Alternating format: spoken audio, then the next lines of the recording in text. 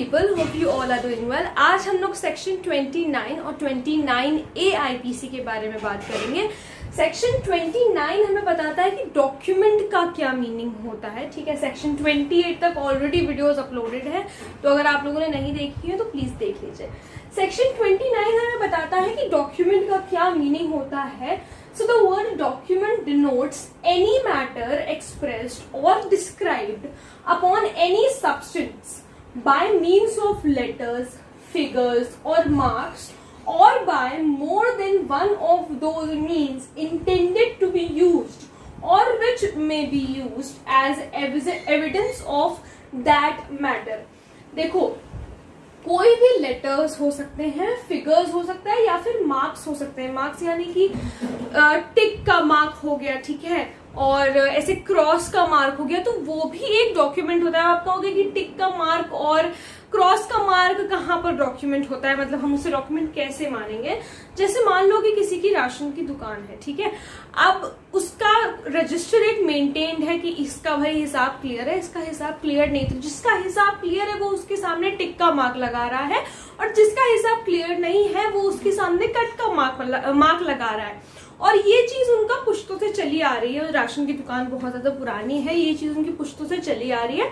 हमेशा से उनके दादाजी भी ऐसे ही करते थे, उनके पापा भी ऐसे ही करते थे, अब वो भी ऐसे ही कर रहे हैं। ठीक है, तो ये चीज जो है कि इन्होंने दिया है पैसा, इन्होंने नहीं दिया है, तो ये जो फिगर्स है, ये जो मार्क्स है, सॉरी ये जो मार्क्स है, टिक का मार्क है, क्रॉस का मार्क है, तो ये उनके लिए एज अ डॉक्यूमेंट ये उनके लिए उनका डॉक्यूमेंट है, जो कि किसी भी मैटर में उनका एविडेंस का वर्क करेगा। जैसे कोई आया और उसने कहा कि मैंने तो पैसा दे दिया था, तो उसने कहा कि नहीं देखो आपके नाम के आगे मैंने क्रॉस लगाया हुआ है, तो क्यों वो उनको ऐसा एविडेंस दिखा रहा है कि देखो ये मैंने आपके नाम के आगे क्रॉस लगाया हुआ है, यानी कि अभी आपने पैसा नहीं पे किया है। आपके जो घर की नेम प्लेट है वो भी आपकी डॉक्यूमेंट हो सकती है। आपने नेम प्लेट क्यों लगाया, कोई भी व्यक्ति अपने घर के बाहर नेम प्लेट क्यों लगाता है?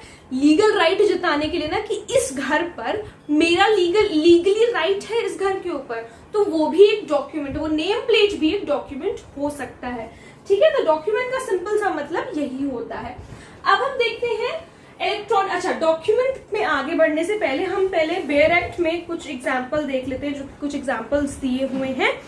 A writing expressing the terms of a contract which may be used as evidence of the contract। अच्छा हाँ, एक चीज मैं ये बताना भूल गई कि हाँ, जो कॉन्ट्रैक्ट के जो हम लोग पेपर्स तैयार करते हैं, वो दोनों कॉन्ट्रैक्टिंग पार्टीज के लिए वो भी डॉक्यूमेंट होता है। ठीक है, a cheque upon a banker is a document, cheque को भी हम एज अ डॉक्यूमेंट मानेंगे।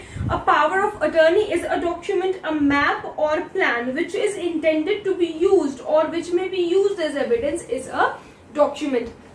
कोई मैप, कोई प्लानिंग का, अगर जैसे मान लो कि कोई इंटीरियर डिजाइनर है, ठीक है, उसने अगर किसी तरीके की कोई प्लानिंग कर रखी है कि भाई मुझे इस तरीके से इस घर को डिजाइन करना है, उसने पेपर पे कुछ अपना कर रखा है डिजाइनिंग, तो वो उस इंटीरियर डिजाइनर के लिए वो चीज जो उसने बना रखा है, प्लान बना रखा है, वो उसका document as a document work करेगा। ठीक है, राइटिंग कंटेनिंग डायरेक्शंस और इंस्ट्रक्शंस इज अ डॉक्यूमेंट।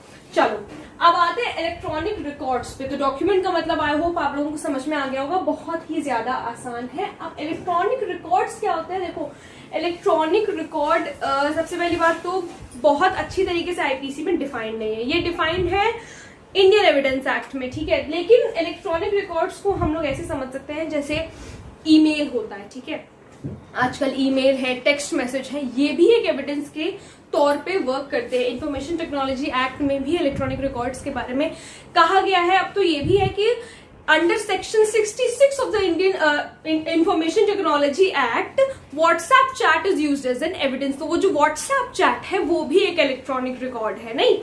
तो ठीक है, और इसमें जो हमारा बेयर एक्ट में लिखा है, the words electronic record shall have the meaning assigned to them in the clause 1 of subsection 1 of section 2 of the information technology act. जैसा कि मैंने बताया, इंफॉर्मेशन टेक्नोलॉजी एक्ट 2000 में डिफाइंड है इलेक्ट्रॉनिक रिकॉर्ड, और इंडियन एविडेंस एक्ट में भी defined है।